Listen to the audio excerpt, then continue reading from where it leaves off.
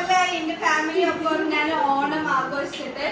ഇതില് പാതിയില് കാലേ ഉള്ളൂ, ഇനിയും ഒരുപാട് പേരുണ്ട്. ഗൈസ്, നമ്മള് വലിയ വലിയ ഫാമിലിയാണ്. വാപ്പാന്റെ 10 മക്കളുണ്ട്.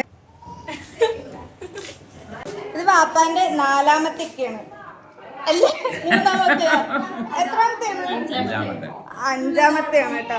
കൊറേ മക്കളുള്ളതുകൊണ്ട് ആകെ കൺഫ്യൂഷൻ ആണ്. അപ്പൊ ആരാ 3ാമത്തെ?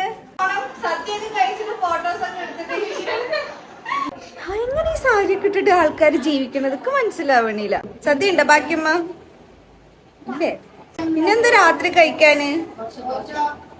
ദോശയാ? രാവിലെയും ദോശ, രാത്രിയും ദോശ. ഗൈസ്, നമ്മൾ പണ്ട് മുതലേ ദോശായി ഫാമിലിയാണ്.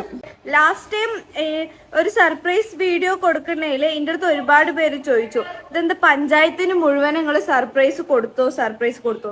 ഈ പഞ്ചായത്ത് മൊത്തം നമ്മളെ ഫാമിലി ഉണ്ട്.